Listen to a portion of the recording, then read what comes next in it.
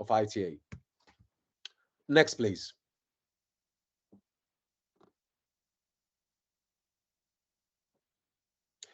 So, which are the ongoing challenges in engineering geology for tunneling in different ground?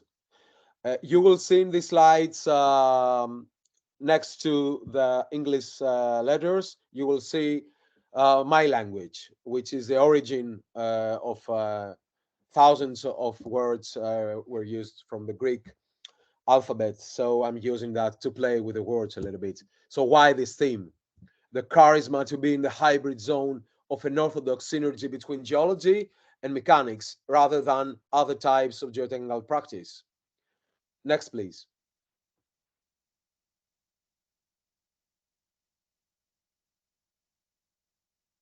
The magic of prognosis by the stochastic organization of all the methods of geology and the diagnosis of geotechnical problems. Next, please.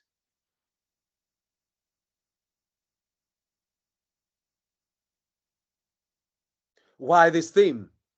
The plethora of tunnels under Genesis and in the whole cosmos for which technology is in an acme. Next, please.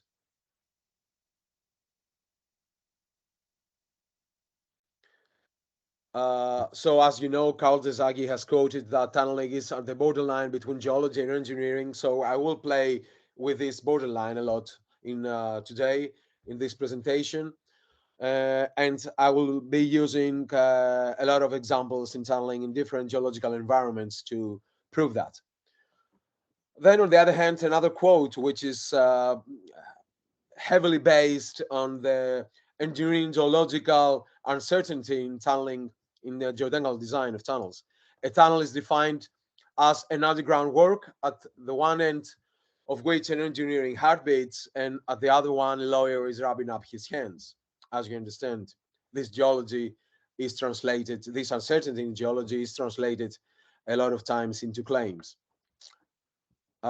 Another, please.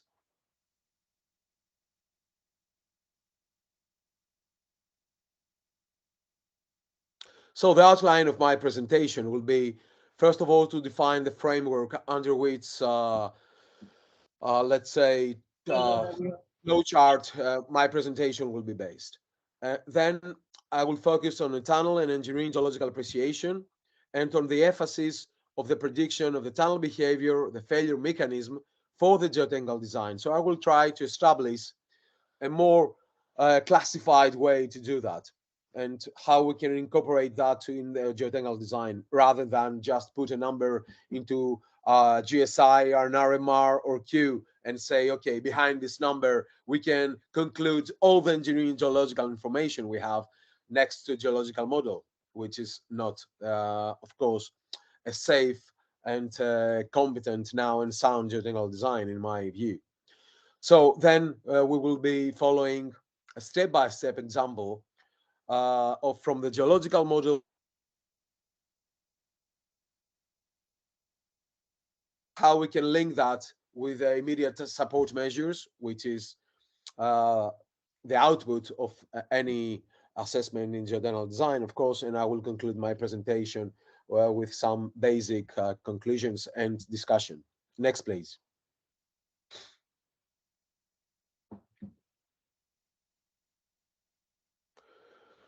So the framework from engineering geological uncertainty in tunnels is, first of all, of course, the geological model, the consideration of the geological environment and the construction of the engineering geological longitudinal section, which is something that we all know, and all these decades we have been doing.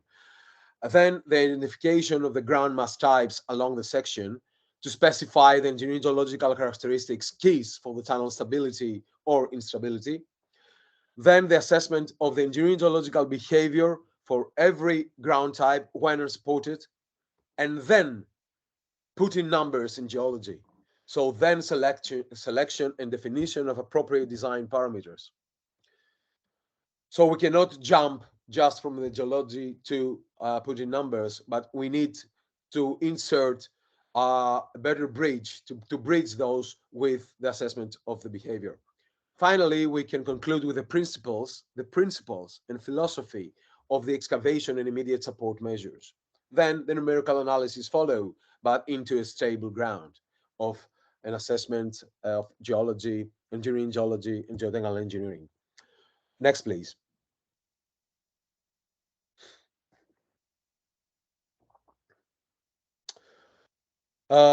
So here, what we have to do, what we have been doing in every geotechnical work, no, not just tunneling, is first of all to translate the geological from the geological model to the rock mass model to the scale of our project, and try to describe this material, this geological material, and its evolution to ground type, to properties, and according to the environment and stress and groundwater. Then next, please. We can we can assess the selection of geotechnical parameters and appropriate criteria, the design, the use of empirical, analytical, numerical methods, and then to the construction and the implementation of the design. Next, please.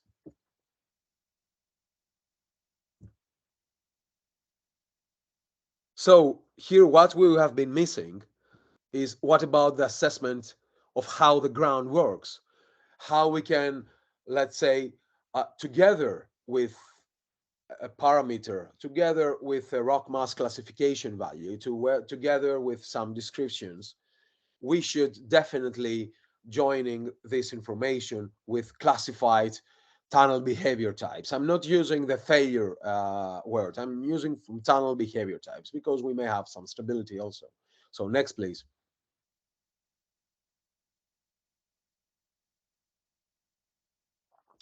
So I will be using these steps of the engineering geological evaluation towards the geotechnical design of tunnels. So we will focus on the tunnel behavior, and this is a modified flowchart, let's say, based on the Austrian Society of Geomechanics, but also our experience from our tunnels here in northern Greece in an alpine environment. Next, please.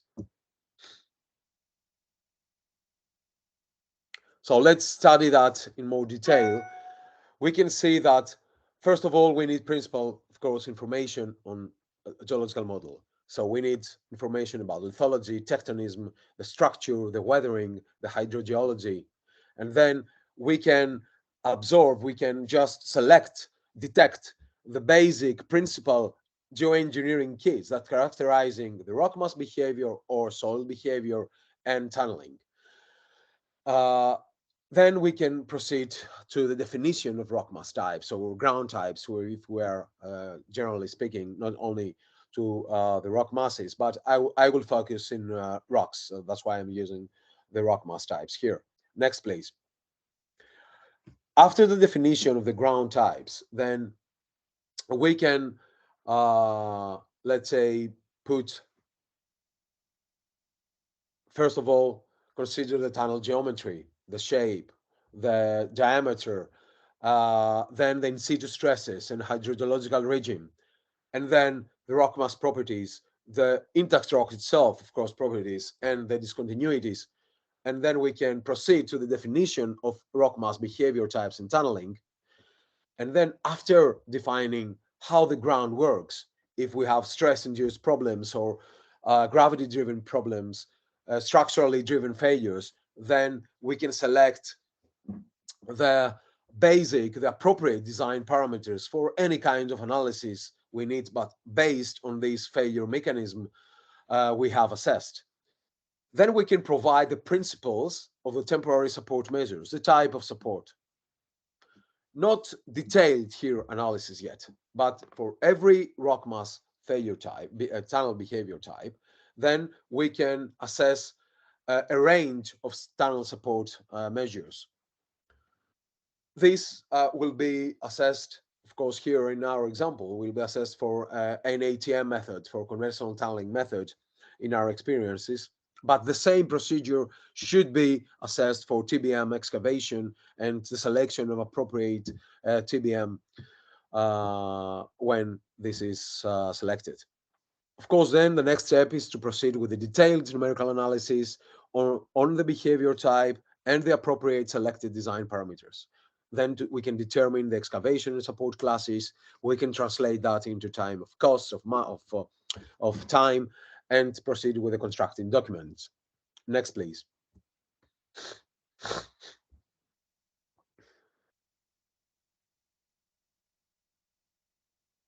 So let's start how we can translate that information from the geological model to the rock mass model. So how we can assess the ground types, as we said. So we have the big picture here. So we need to understand the history of the geological evolution in order to see the lithology, the tectonism, the weathering, the alteration, the groundwaters. So we need to understand this. Of course, this is a scale. So this is a very small scale. So we need a very, very detailed now view. Next, please. So what we need is to consider our material in the scale of our tunnel excavation. And we can see here that we can have different structure. We can have different tectonic fracture systems and degree, and we can have different homogeneity or heterogeneity or mixed phase solutions. So what we need to see is inside the same, let's say, geological formation, let's say limestone or ophiolites or fleece formations, how the behavior, the quality of the material can be differentiated based on the geological model. Next, please.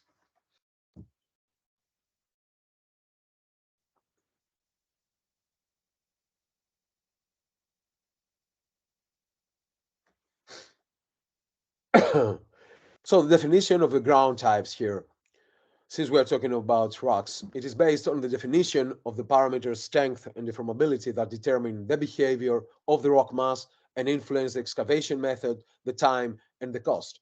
So some of geomaterial with similar mechanical, physical, and hydraulic parameters, not necessarily, of course, of same lithologies. The number of these ground types depend, as you can understand, of on the in situ geological conditions, how complex our geological model is. Next, please.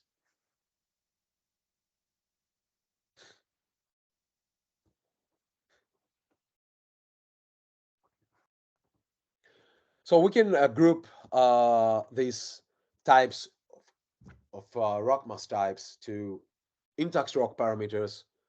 Can you go over to the next slide, please? We have the intact rock parameters. We have the rock mass parameters, and we have, of course, the quality of discontinuities and the discontinuity parameters. So we definitely need to cover all these parameters, but then we need to understand how the ground works and select appropriate them, and also focus on our site investigation program into defining better what we need for our analysis, what is crucial for our problems in the tunnel we are designing. Next, please.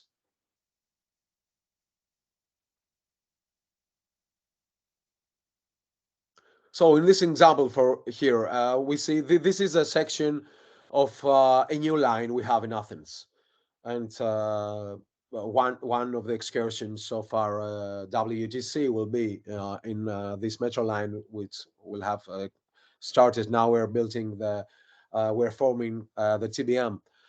You can see here under Athens, a very ancient city, as you know, an ancient city. It has also a very complex geological environment. So you see a big black line, which is a big thrust, and we have two units: the upper unit of Athens schist and the lower unit of Athens schist. So we have a complex heterogeneity here of meta sandstones, meta siltstones, schists, black schists, and you can see here that they alternate not only lithologically, but also we have smaller tectonic nappes and thrusts within this shear zone. So we have a lot of different kinds of qualities. Next, please. So how we can define the rock mass types here? Of course, we start from the geology. Here we have a lot of animation. So please here just clicking more frequent by your own. So we have the geological information. Then we have more the lithotypes, what prevails, the meta sandstone, which is a competent member, or the meta siltstone, which is the incompetent member. And then, okay, we can take samples from every material, every lithotype, and measure it in the laboratory just to obtain the intact rock parameter. Of course, here we need the overall rock mass strength to analyze if we will have problems of settlements or deformation in the tunnel. So we have to start from the intact rock, and then we have to degrade this strength using the empirical relation. So here, the Athens Metro line, they are using the GSI, the Geological Strength Index program, for heterogeneous rock masses like flysch. Next, please. So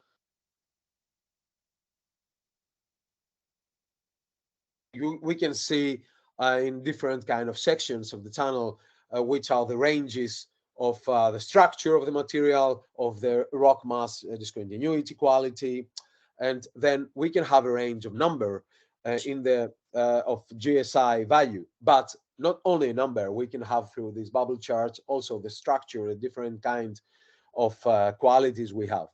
But if we want to use this number in any kind of analysis for homogeneous, for isotropical behavior, then we can use it in the Hook and Brown failure criteria we will see afterwards. Next, please. So here we're using a rock mass classification and GSI here. We have our laboratory tests for from dozens of samples of different kind of lithologies. And so we have a range of GSI values for rock masses evaluated along the project, along this section. Then we have the intact rock parameters of sigma CI, of MI, of deformation modulus of intact rock, also the modulus ratio. And then next, please.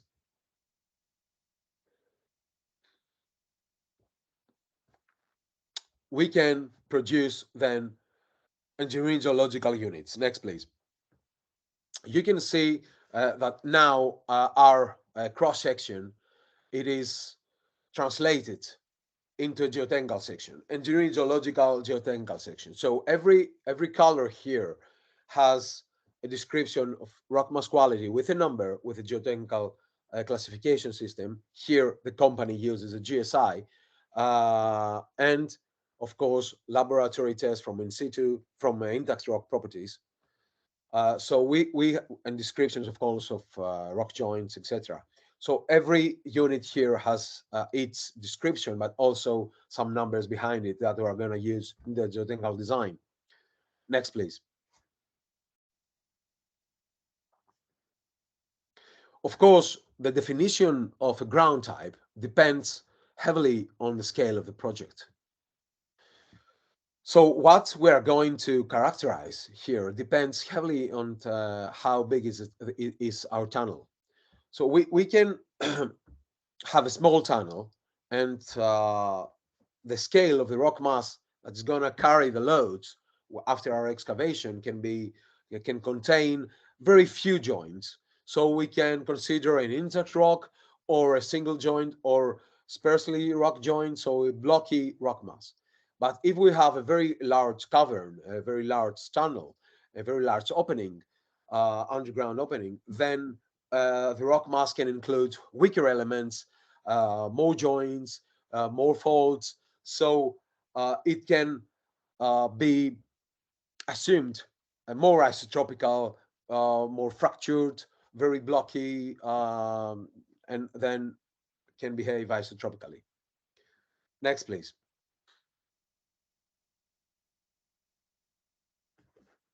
You can see this example in a tunnel, so in an open pit.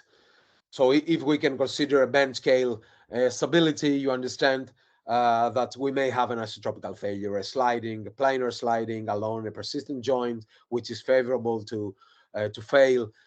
So we need to consider there is no point to make an isotropical analysis here. We need to just consider the geometry and shear strength characteristics of the rock joints. But if we consider for the same area an overall stability of multiple benches, the same rock, we can assume it as a Hook and Brown failure material. So the GSI value, it is applicable, can be used for an isotropical analysis. Next, please.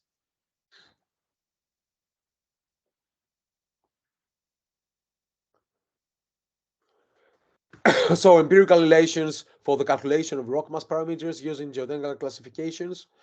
You here in these examples, in dozens of our designs, Hook and Brown failure criteria was used and is still used and has worked perfectly in many occasions. And that's why we continue using that. And you see these transfer equations, including GSI, sigma CI, MI, and the disturbance factor.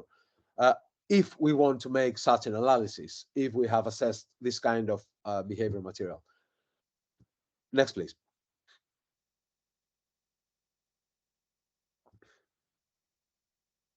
Of course, only for isotropical analysis. Next, please.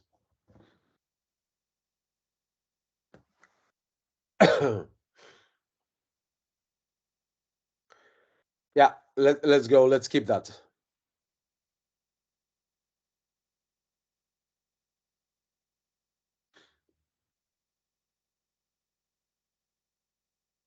So you can see here some usual projections.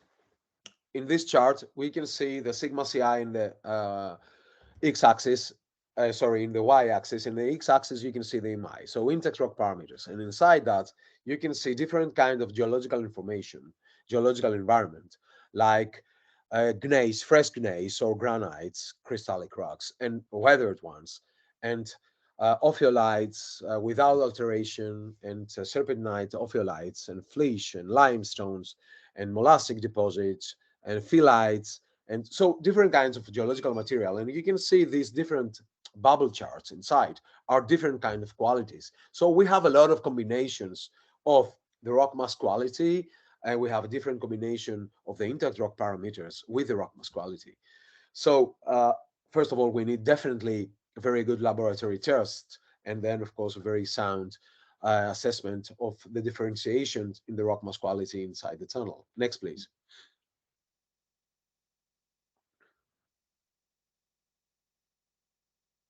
Again, here for different kind of rocks, you can see the ranges of sigma CI and MI, just to highlight the necessity of laboratory work into detecting the particularities for every area we are designing our tunnel, and not just taking some few samples and going to the literature to select the appropriate values. Next, please. The deformation modulus, again, we're using many times empirical relations to assess them, and different kinds of equations here from the literature. Next, please.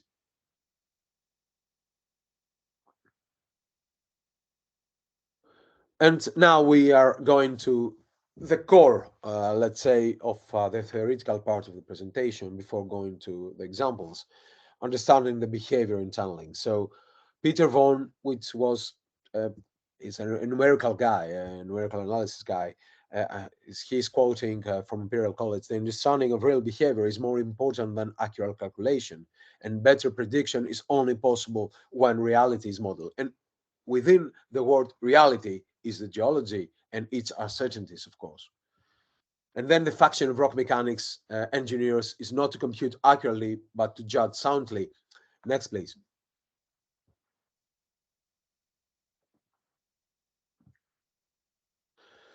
So the tunnel excavations, is we're going to the tunnel excavation with the tunnel assessment, behavior assessment. We need to set, first of all, the basis of our excavation methods, which will be conventional tunneling here. Next, please.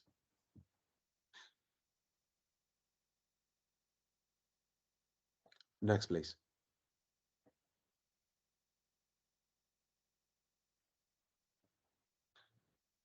And here, in these examples, in this experience, we are using top heading and bench excavation. And you can see a nice photo here from Toby Henry and Bent. So we're not going to speak about full face excavation, but it's completely the same assessment. The only change is that the final alignment is very close to this temporary support cell, but the philosophy, the methodology is exactly the same. Next, please.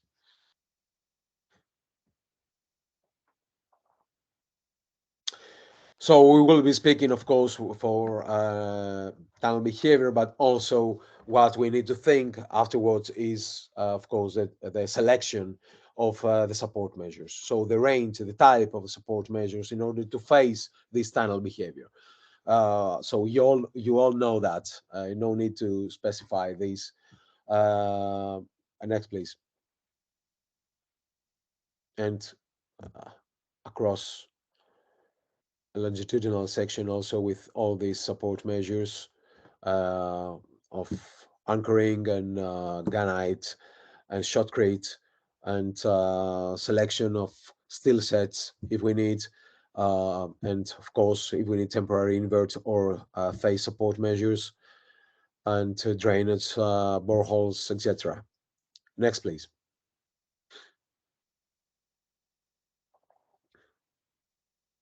So now I need to focus on why it is important in the design to highlight the behavior in tunneling. Yes, it is clear why we understand how is the behavior, but how we should put that classified in a table, in our table with the parameters. First of all, we need to have a table with ground type and across the tunnel how this ground type will behave before putting any numbers on that. So let's go now to see, please, let's go to the next slide and see an example of different behavior with the same classification.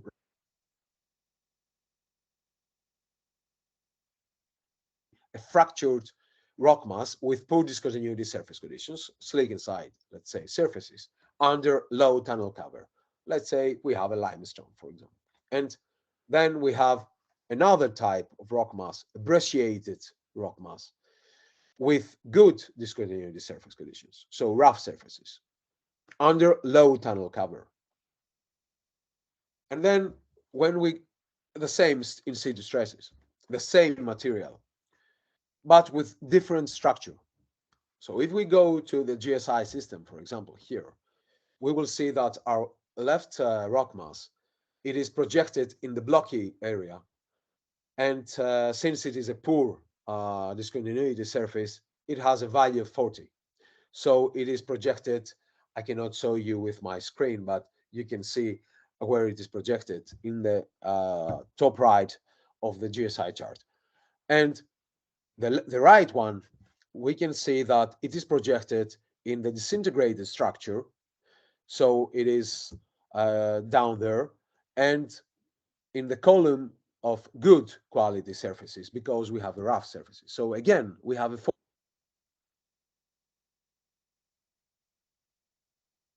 same type of rock, so same equal intact rock parameters. Then we have equivalent rock mass strength, equivalent estimate of shear failures from a numerical analysis. And then if we will not consider the structure and we only considering a classification rating, then we are heading in a wrong path. Next, please. The exactly same thing can happen with the other rock mass classification systems, like RMR here, for example. On the left one, we have 49, and on the right one, we have 47. So if you go to the RMR tables, you will see that we have the same category of RMR, so equal suggestions from support measures. Just from one rating, we cannot include in one number how the ground behaves, just to classify that. So we definitely need to classify also how to behave and how this behaves, how the ground works here. First of all, the left one, it's a straightforward tunneling conditions. We have a wedge failure, wedge sliding, so a block failure along the slick inside surfaces. Then on the flowing ground, on the right hand side, we have the rock mass raveling with groundwater pressure, so immediate raveling ground. On the one hand, now here we need first of all, we need a totally different assessment of the appropriate support measures. So on the left side, we have to keep confinement. We need to immediate restrain the rock blocks. So we need to design bolts.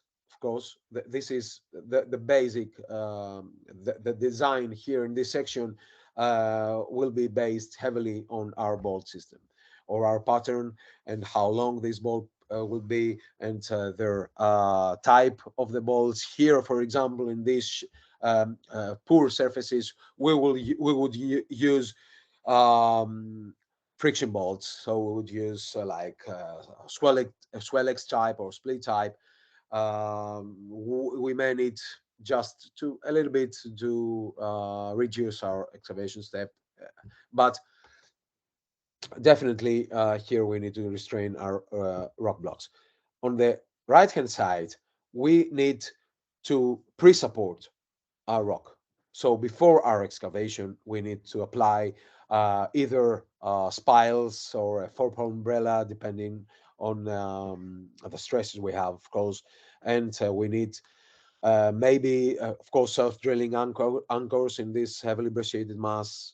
Grouting of the surrounding mass can be also an issue here and a solution, or to play with the excavation step, just not to, let's say, trigger a wider zone to ravel. So it is pretty straightforward here that we cannot lie only with the classification value. They heavily help us either to select a support system like RMR&Q, and they help us towards using numerical analysis and the strength parameters if we're using the Hook and Brown and GSI. But first, before doing so, we need to assess the rock mass behavior. Next, please.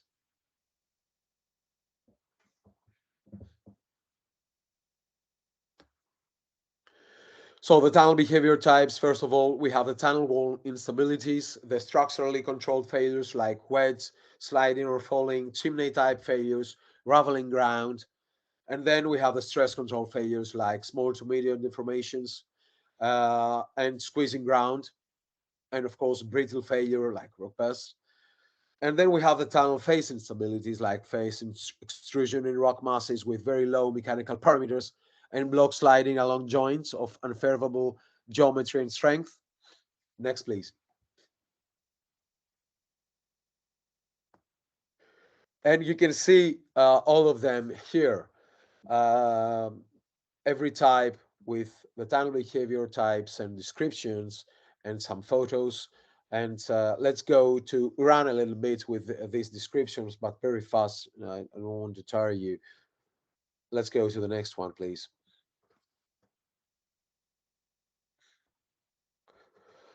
So first of all, we have a stable ground, of course, but then we may have a brittle failure, so very hard rock under very high large overburden, few joints, very locked stresses, so brittle failure spalling we may have here. And then we have the wedge failure. So according to the geometry of the joint sets, and here the ratio of the rock mass strength to the in situ stresses is pretty high, so we don't expect any deformations. Then we may have a more fractured rock mass, but with some structure to bridge an overbreak of a tunnel. So we have a chimney type failure. Rock mass can maintain sometimes its structure and can, due to some interlocking, can bridge eventually. Here we the lateral confinement also plays significant role in order to minimize the extent of this overbreak. Another one, please.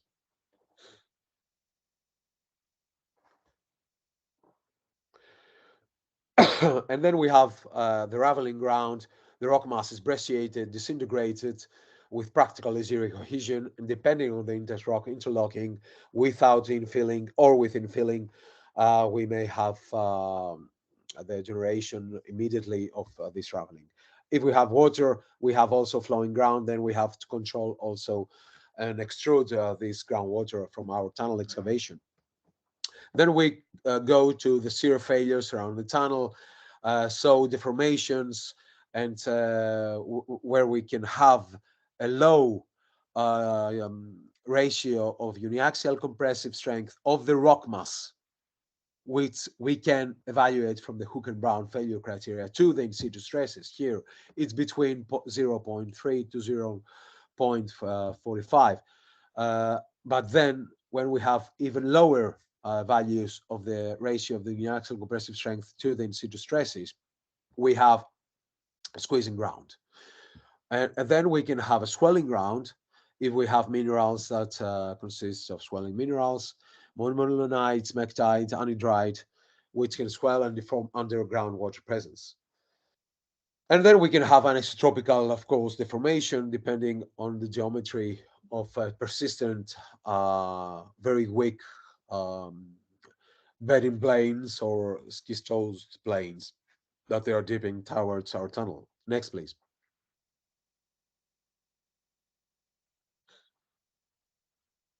Some photos from raveling ground and wedge folding and sliding. Next, please.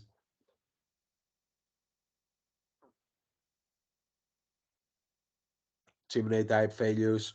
Here in this example, it is for example, in 150 meters, not very uh, in we are in an environment of gneiss, which you expect that after a few meters, this weathering profile will be vanished and we will be in fresh gneiss, and our problem would be excavation just and to stabilize these wedge problems we may have in this sound rock. But we may have some fault systems that weathering can be favored in depth. So you see here how the ground is highly weathered, completely weathered, and clay minerals can prevail and the texture is vanished. Next, please.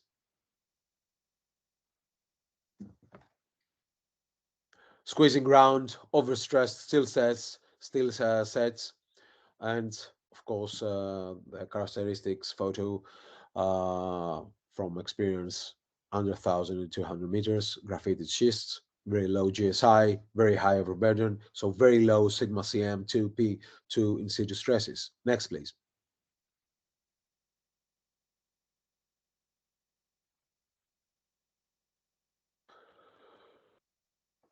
Here we can have a first approach about our squeezing magnitude through this experience from many tunnels worldwide.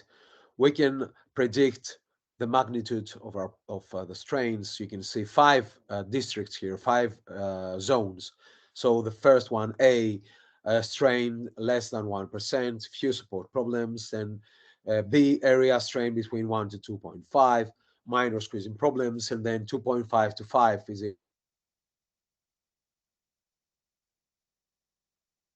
10% of strain, and then extreme squeezing problems over than 10%.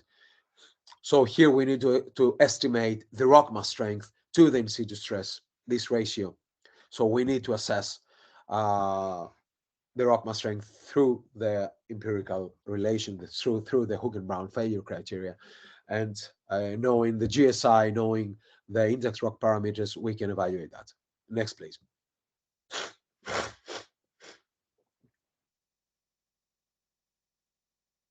And this diagram has been produced, as you may have read from Hook and Marinos papers in 2000, 2001 in Tunnels and Tunnel International Journal. So these are experience from many tunnels and back analysis of them. Next, please.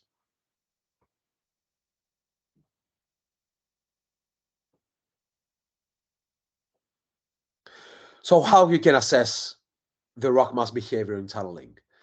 So our experience is from 62 twin tunnels, road tunnels in Greece, in different geological environments, different tectonic degree, different weathering profiles. So it is a quite wide range of geotechnical and geotechnical environment qualities, and in situ stresses up to 600 meters here. So you won't see any rock burst here, because this is, but it is reasonable to expect a rock burst into very sound rocks.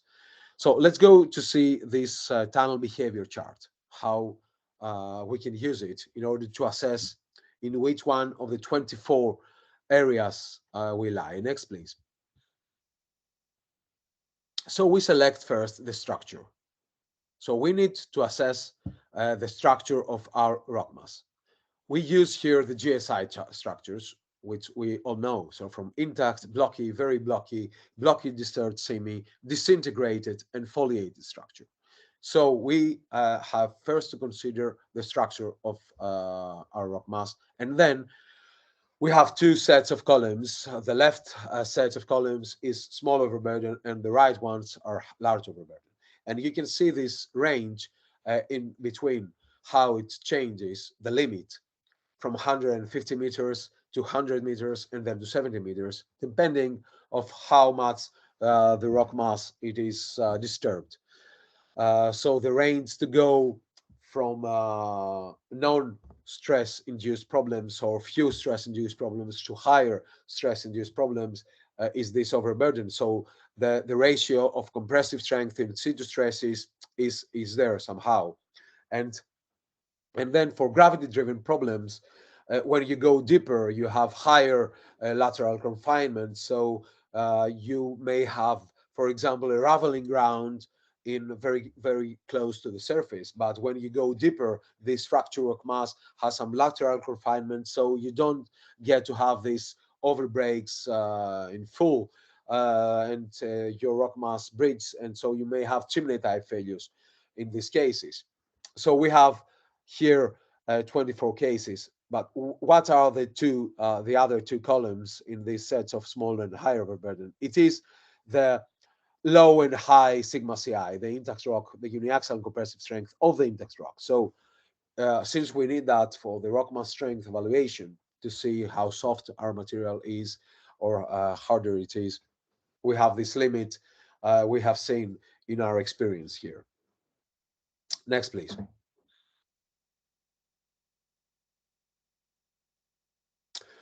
Now we're going to step-by-step example. I have 4 geological environments, but since it took a lot of time to connect, I was delayed for 15 minutes for family reasons, and then we had this problem with sharing my screen. So I will skip some examples, and we will lie on 2 of them.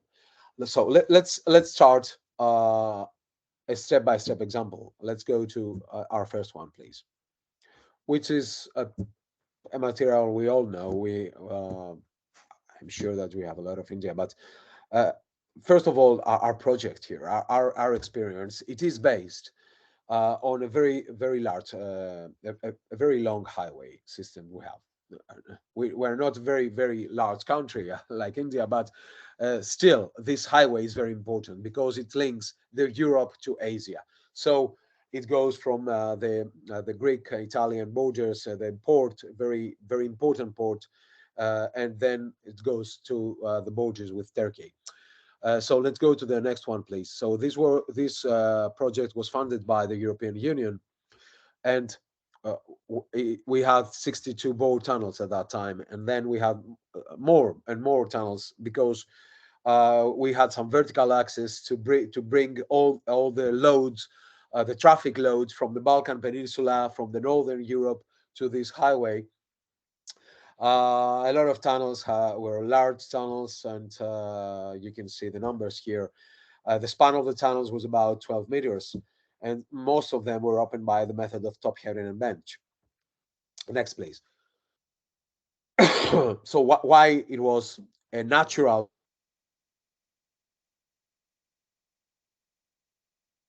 in Greece? We don't have just beaches, and actually, we most of our peninsula it is mountainous.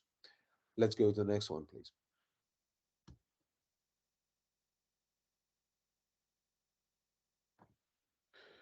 So this is a road called the Egnatia Highway, and it was selected because it's actually a big part of it follows a very ancient 2-lane road from the Roman times during the second century before Christ. So here we don't know if it is a two-lane road, if it was, but the access was fantastic. Let's go to the next one.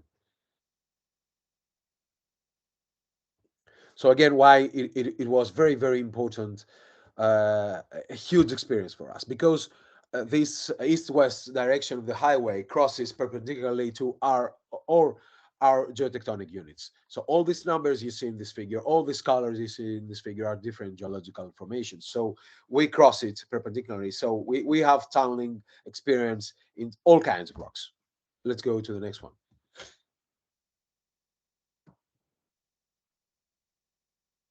Yeah, let's go to the next one, please.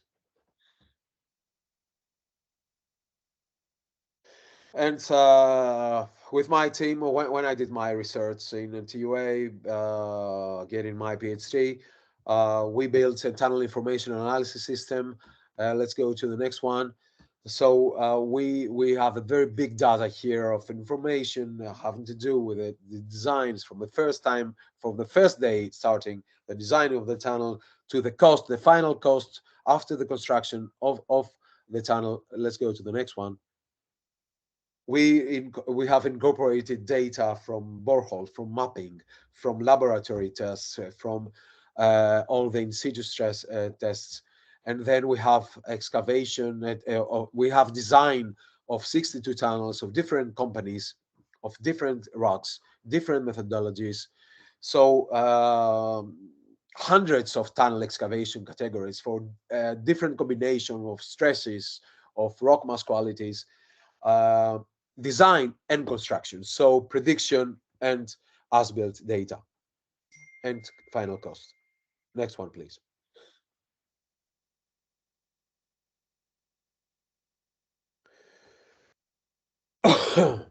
Yeah, and architecture of all the correlations of data behind this from with 80 tables of information.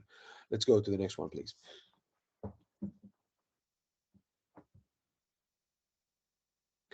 So we will start with limestone. Let's go and see our experience here in the limestone. Yes, a material which is not difficult to excavate, a material that has a very good strength. Let's go to the next one. And we expect very good behavior. Yeah, we now we have a lot of animation. So just let's go to the next one. What yeah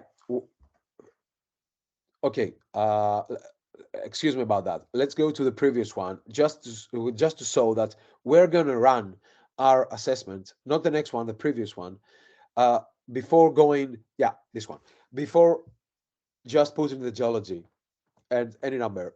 We have the geological conditions, the bar, beneath that we have the rock mass type. So the geotectonic unit or the engineering geological unit, you can call it as you want, or ground type. But then we have to also to fill this bar below to the rock mass behavior: wedge, squeezing, chimney type, raveling ground. So we will put the rock mass type inside the mountain, and according to any groundwater and situ stresses, we have to evaluate the rock mass behavior, and then we can start putting numbers. Let's go to the next one, please.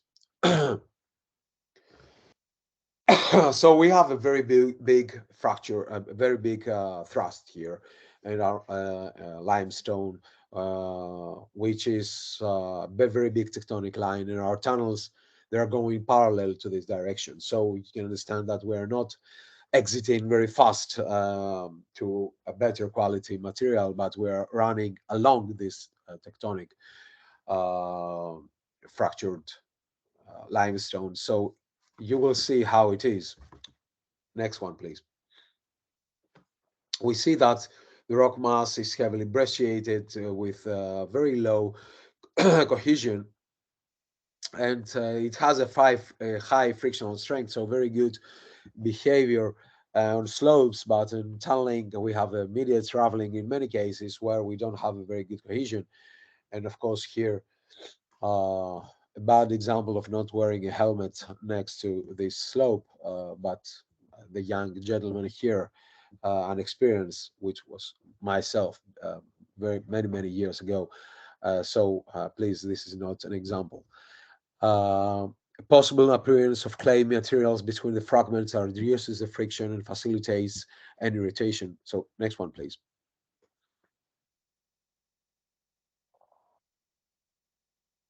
So we see here we have a sugar cube texture of material, a brecciated limestone internal face with good interlocking, and you see the foundation zone of this support cell can be problematic. Next one, please.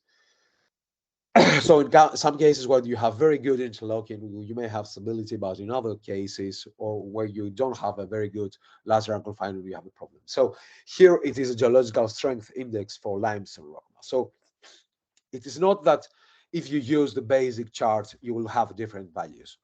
You can have the same values, but these, uh, let's say, charts, specific charts for different kind of locations, they help you if you don't have experience in geological material to select the type. So they have predefined the possible type of material, heterogeneous or not. If they alternate with, let's say, shales or siltstones or not, or they have cherts between them, and then how fractured they are, if they are folded or not, if they are brecciated or not. So we have predefined some types here.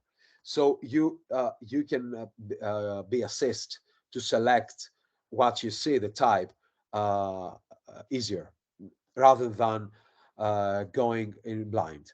So it helps you. It have the geological logic behind. It facilitates uh, not to lose the geological information by adding small numbers in order to evaluate one specific number.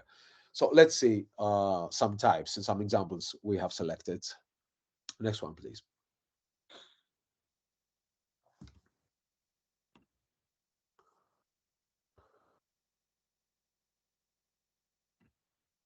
So here you see a type, a blocky material, blocky to very blocky material. You see the ranges of GSI, but we will see how this behaves. Next one, please. So here we have a wedge failure. Next one, please.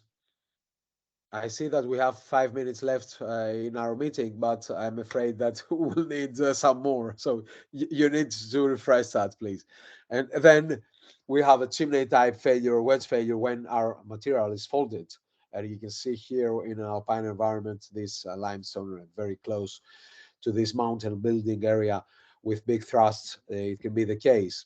Next one, please.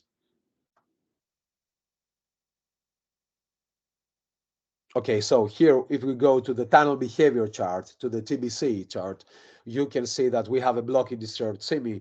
We are in a low overburden in this example. We have high sigma CI. It is a limestone, so it has 60, 70 megapascals. So we see that what we expect is to have some chimney type failures or wedge failures.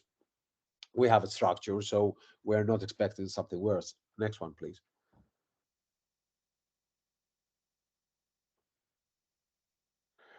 Then we have the brecciated material. Next, please.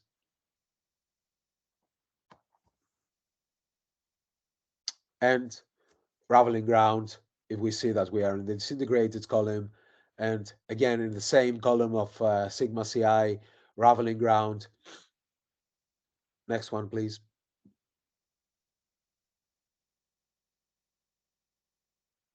And in the portals, we can have a material which is disintegrated or very loose. It can have some structures, but since it is an open structure and we have some infilling, clay infilling within the structures, then we have blocks which they cannot interlock together. So we have a very loose structure here in our portals. Next one.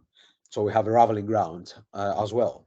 So we have the loads here. So we need definitely some four-pole umbrella.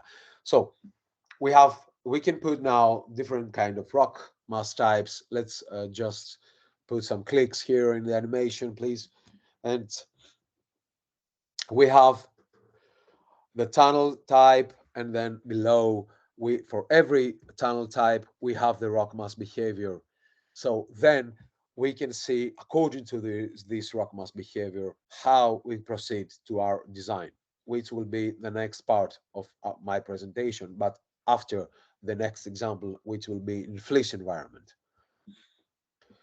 So as you know, fleece, if we go to the next slide, we are in an environment. First of all, fleece, as you know, is not a rock, it's a formation. So we have rhythmic alternations of sandstone and pilitic layers. So a competent and incompetent member. Let's go to the next one. Yeah. And we have a material which is associated with orogenesis. And since it ends the cycle of sedimentation and of a basin before the paroxysm folding process.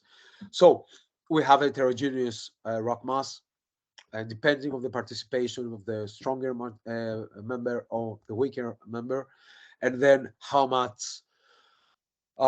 disturbed it is according to this tectonic evolution of every basin. We have the different rock mass type. So in this stretch of a tunnel, about 500 meters, you can see 6 rock mass types. So the color, the light brown color, it is a sandstone, and the gray color is a siltstone. And you see in some cases we may have a moderately disturbed rock mass with inclined, not folded. In some other cases we can have a strongly disturbed folded rock mass on the right side. But in a shear zone, in a fold, we can have a tectonically deformed, intensively faulted, some cases almost a chaotic structure, strongly foliated in some others. So we can have in this environment 6 types. Next one.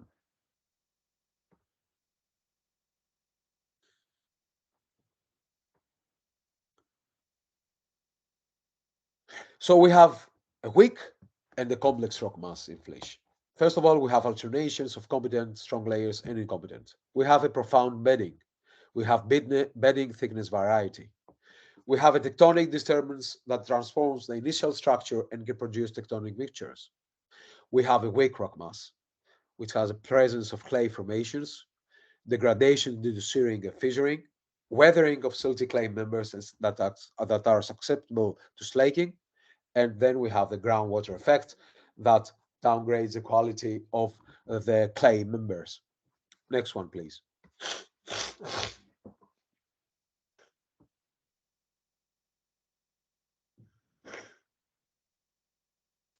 So in this 3D block diagram, you can see that we are in a thrust of one fleece up on the other. So we have a severe tectonic disturbance here. We have a major tectonic line, but then we have some satellite thrusts. So when we appreciate the rock mass type here, the qualities here, we say, okay, how much sandstone it has inside, if it has a structure or not, if it is a potato floater inside or not, if it has persistent, the good member or not, and how much foliated is the structure, and how, if it is the blockiness is lost. So we have to answer all this, and we have to put them in space in order to evaluate how much measures can we have in very weak material or in a better material. Here, in this heavily sheared environment, when you have a small differentiation in your tunnel phase after your excavation, you see, for example, a sandstone, and you select the RMR system, let's say, and you say, okay, we have a sandstone, few joint sets, and then you say RMR 50 to 55 or GSI 60 or whatever you give. And then you go to the design and say, okay, RMR 50 and 55. So I select the support category C. And you put the ankles, you have your excavation step, you have your steel sets or not, so you have your thickness.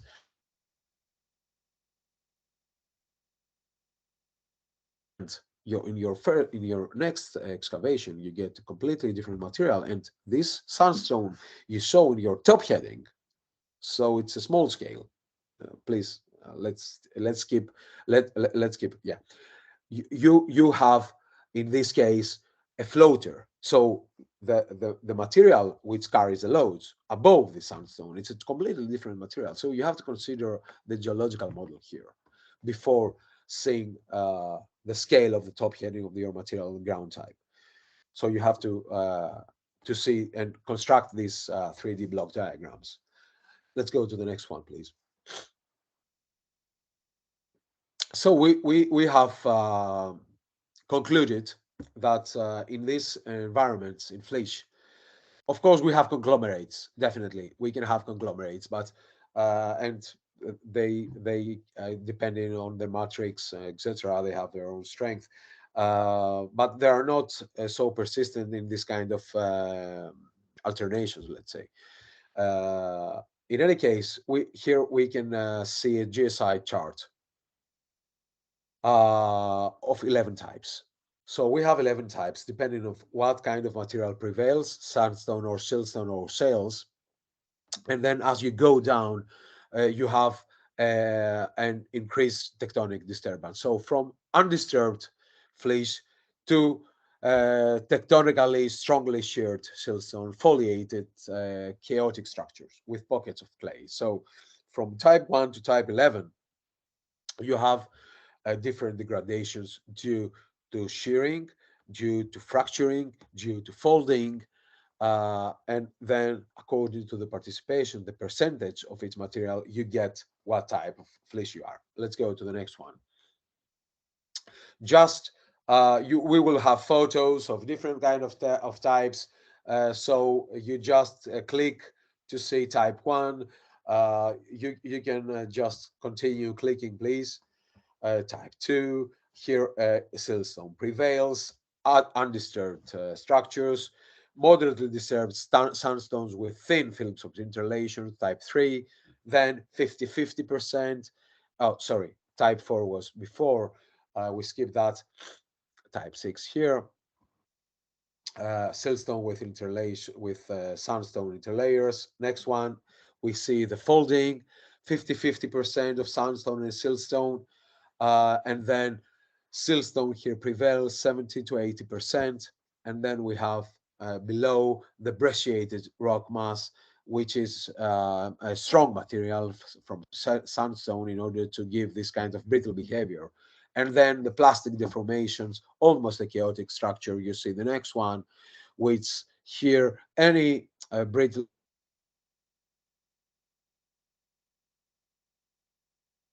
And we have this foliated type 11 tectonically sheared. The blockiness is lost here. So let's go to the next slides, please. If you want to use this number, you need to and this table here for every fleece type, the GSI, sigma CI, MI, the deformation modulus of intercrock, and then the equivalent if you are going to the ARIS data of the rock science suite, and you're gonna put this input, and you're gonna use you're gonna have these exports of cohesion, friction angle, or uniaxial compressive strength of the rock mass and deformation modulus.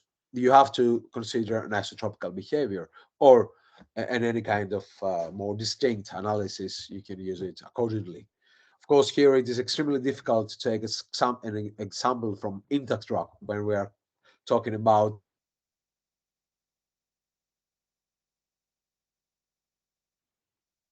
Let's go to the next one, please.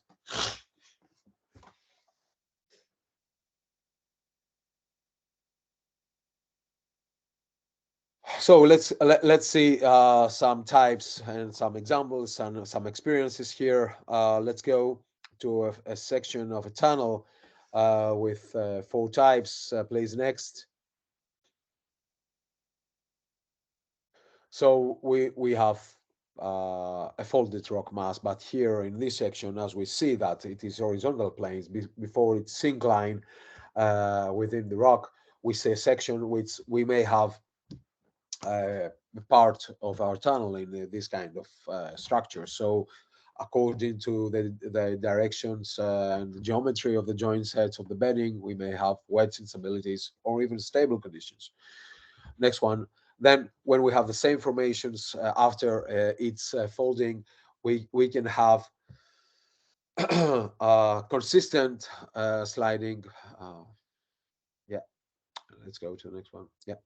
So we can have persistent wedge failures, sliding of wedges, so from your face or from your tunnel peripheries. So next one. Then when you have a very, very thick, this is a picture of what I was saying before. When you have a weak member that is persistent, then we have anisotropical failures. Let's go to the next one, please.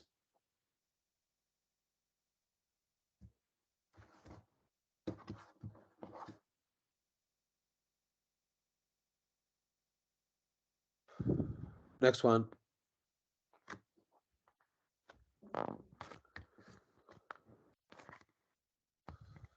So we have anisotropical failures. Yeah, we have a problem here with how when you click and you share your screen, it's all not always so fast. So we are losing time when I say so. We need to start going to the next one. Yes, please, because I have some slide here showing the isotropical failure. Yes, this is it. So we when we have these very weak layers that are dipping downwards with very, very low shear strength along this discontinuity. So we have an isotropical behavior here, anisotropical behavior, deformations here, not just sliding, deformation, induced deformations here in the tunnel, not just some buckling, but so you can distinct this reference stratified rock mass to internal rock mass with all the joints and exclude the dominant discontinuity system. So you put some numbers for the discontinuity dominant system and then to the internal rock mass as an homogeneous, as a GSI, and you can analyze that distinctly. Let's go to the next one. And then when you have a foliated rock mass, laminated foliated rock mass within a shear zone, a big fault line, then you have a squeezing ground. You have an homogeneous situation. You have a severe squeezing. Let's see some experience here, some photos. Next one, please.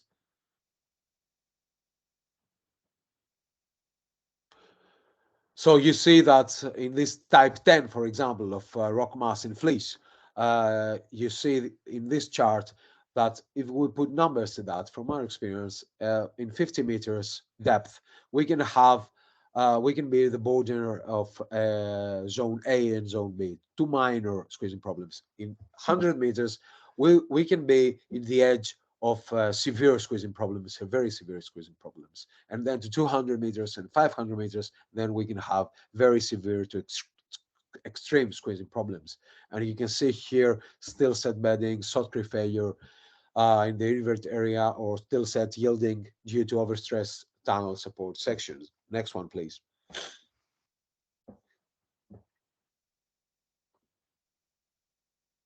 So again, ground type and then tunnel behavior.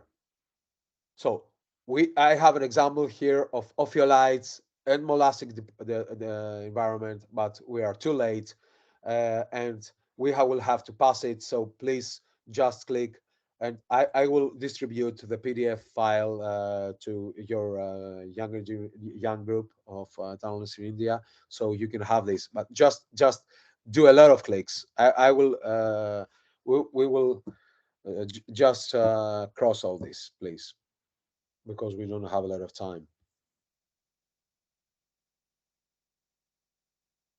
Yeah, yeah. Continue, please. We will cross also the molasses.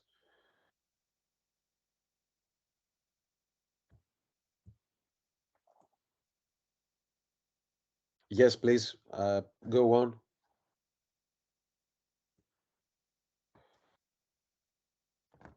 Okay, okay. Let's go. Let's go a little bit back. One more, please. One more, please. Yeah. support principle due to structurally controlled failure. So here we have to, for the wedge behavior, we have just the principle is to keep confinement, to restrict relaxation and disorganization of the rock mass, retain discrete unstable blocks. So the design is wedge analysis, definitely. Let's go to the next one. So we need the geometry, very good geometry of the joint systems. We need the shear strength of discontinuities. We need the in situ stresses. So then we can go to the assessment of the factor of safety and the analysis of our bolt pattern and characteristics, strength characteristics of the bolts. Next one, please.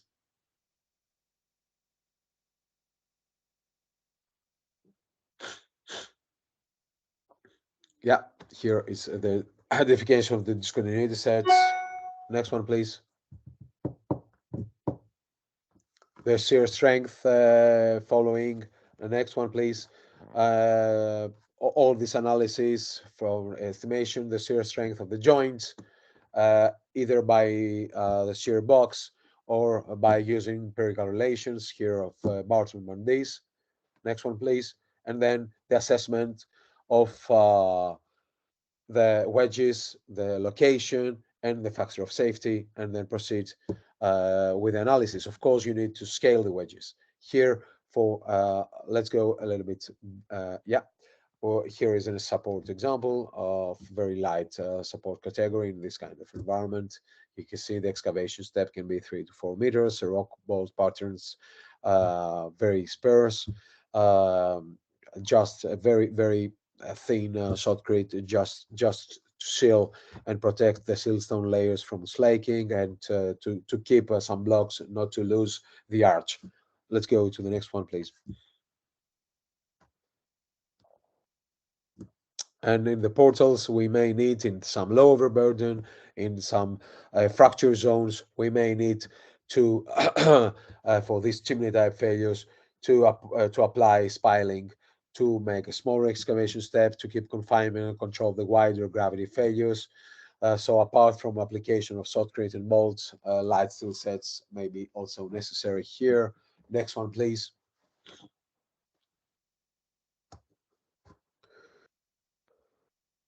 Of course, raveling grounds by using four-pole umbrella and grouting perforated piles. Some cases can be used to grout this material.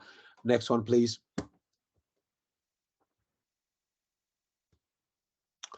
And support principles in squeezing ground, we can go either to a heavy support, a rigid support cell, a heavy cell by thick shotcrete of 50, 60 centimeters, of face support measures of four-pole umbrella, fiberglass, temporary inverts, definitely, and then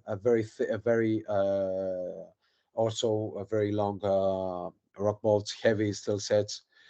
And then we can go another one. We selection can be a yielding support element, over excavation, gaps in the shotcrete, and slide in steel sets in order to have this yield of the rock mass. So it can you can activate more the strength of the rock mass in order to assist you to lower the support pressures you need to contain this deformation. Next one, please.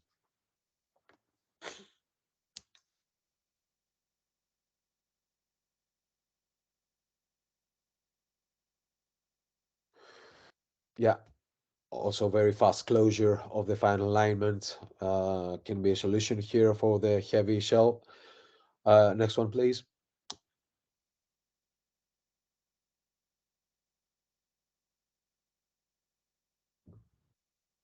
Yeah, this is a typical support for weak rock masses, four-pole umbrella, fiberglass nails at the excavation phase, full bonded anchors, heb type or four-bar lattice girder, thick layer of shotcrete, temporary inverts, micropiles at the foundation area can also be a case. Next one, please.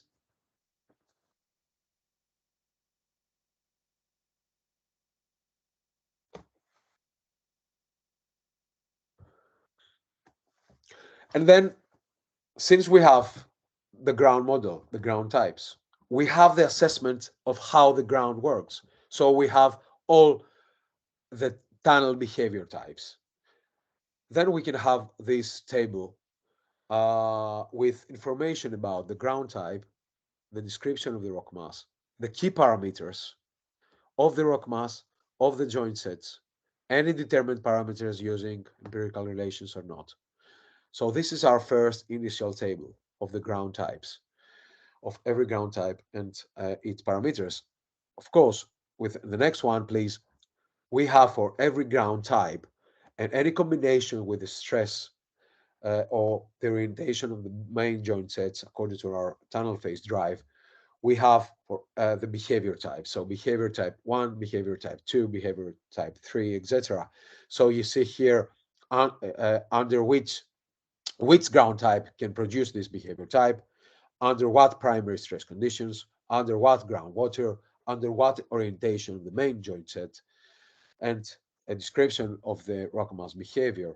Yes, we had the classification with the tunnel behavior chart, but for our design, and this help us, but we need for our design to be more detailed according to the site-specific particularities of our material and our tunnel geometry.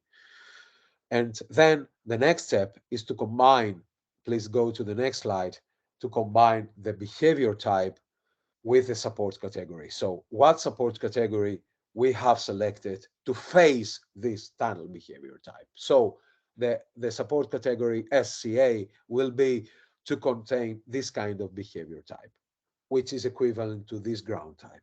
So every ground type is linked with a behavior type and with a support category, not under just one number of rock mass classification scheme.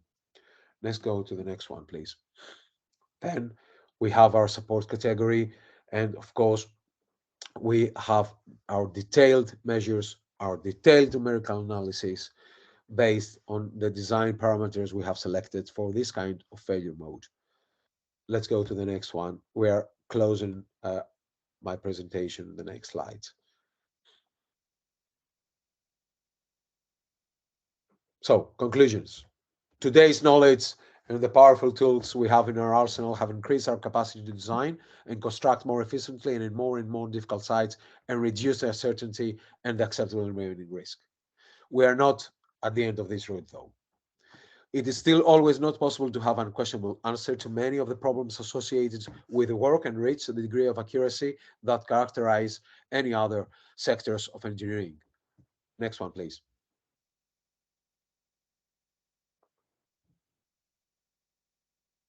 This is due to many parameters, the spatial distribution of the geomaterials with uncertain or fuzzy margins, dependency of the geological evolution, the big numbers of parameters with a broad dispersion of values, often for the same geomaterial, difficult to test many times.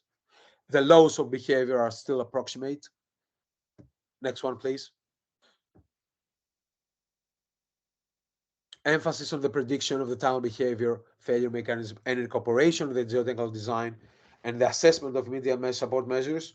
Here, as I showed you today, reduce the uncertainty for the selection of the appropriate geotechnical analysis based on a realistic geological model, select more suitable geotechnical parameters, narrow down the types of the support measures designed to control the evaluated failure mode. Next one, please.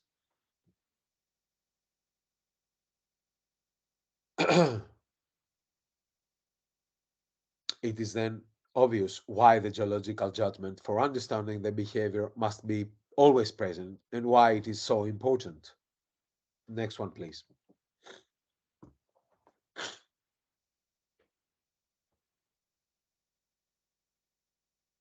We are looking forward to host you next May in Athens in the World Tunneling Conference.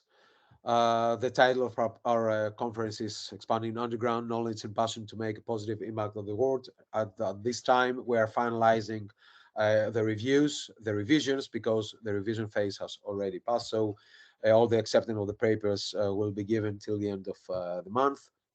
The next one, please. And all these publications will be open access to the systems, the platforms. And you can see here our tunnels in Greece. We are not a very big country, but we are tunnelers. So we are looking forward to share your experience, our experience, and to meet you in Athens. And of course, the next one, I will give a nice closure of my presentation and the next slide. And thank you very much for your attention today and your patience with these difficulties we had, not with our connections, but with sharing my screen. So looking forward to host you in Athens next May. Thank you very much for your attention. Thank you, Professor Marino. I'm extremely sorry for the technical glitch we had today. I think this is the first time we had some kind of a technical glitch, and we'll try to resolve this issue in the coming webinars. Once again, I am very thankful to Professor Marino for sharing the wonderful presentation with us. If you have any query, you can just ask Professor Marino here, or you can just drop your questions on the chat box. We will share it with the professor, and he will get back to you. So if anybody has any question, you are free to ask Professor about your query.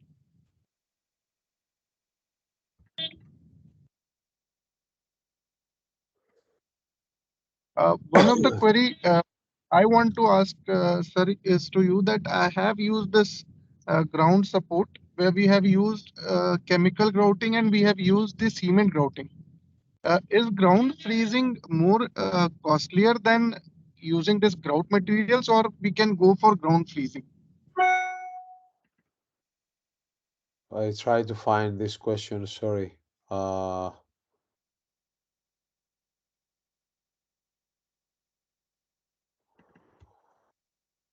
I cannot see in the chat room, but so you don't have this. You have it in somewhere else. Can you please just repeat the question, because I cannot find it in the chart. Yes, please. Sir, I just want to ask that we in India generally use chemical grouting or cement grouting for the ground support. Yeah, Is ground freezing? we also yeah. We Is haven't used ground in this freezing? experience ground freezing, but it is used in other cases. But we haven't used this because we had the rock mass, so not the soil mass, so we haven't used that. But yeah, for ground treatment, you can use it definitely. Okay, sir. Yeah, and Anybody another else? one says behavior for underground cavities. So the relevant excavation support is also influenced by the construction methodology in sequence, definitely. TAIym excavation with segmental support. So the project type and operation requires definition of further situation. Yeah, this is another assessment, definitely has to be done. But I only assessed, I did not said that I covered the whole assessment of this kind of problems that they can.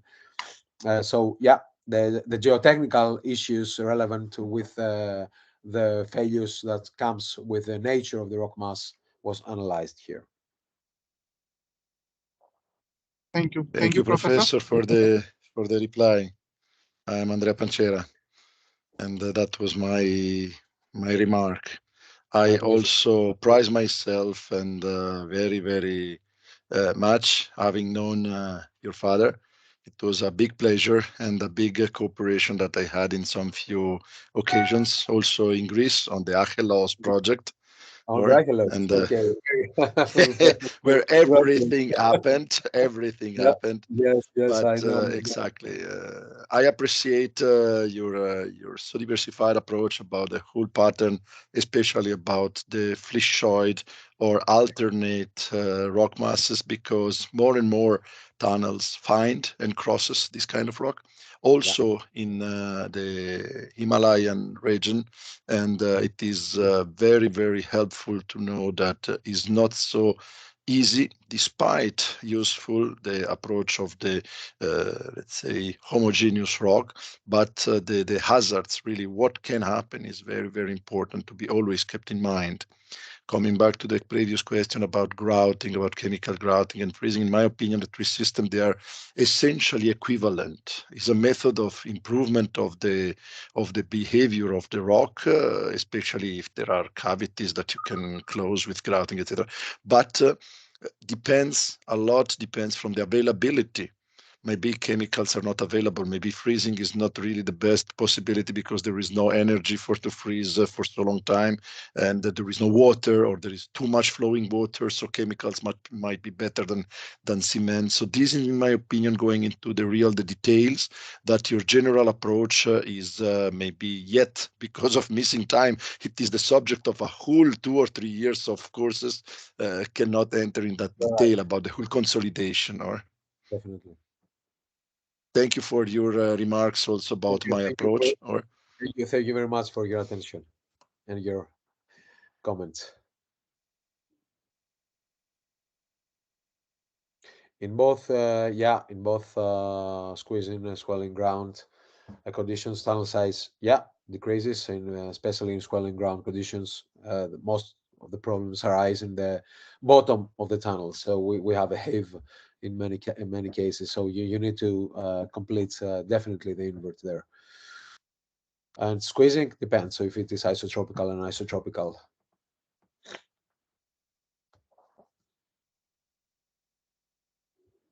I think that's all from our QA right now. If anybody has any query, they can write us to TAIym. We'll forward the same to Professor, and he will get back to you.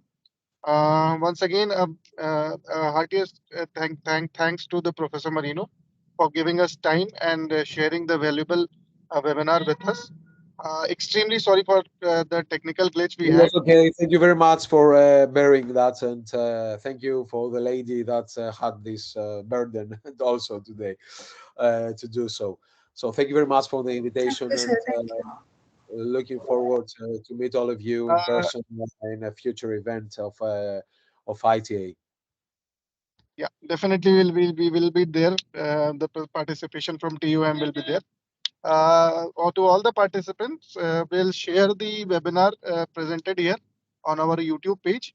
And for the latest update, you can be in touch with our WhatsApp group. And please do try to renew your membership if your membership is about to expire. Thank you, Professor. Thank you very much. Thank you all for your. Good evening. Good night. Good night, India. Goodbye. Good Thank you and good evening.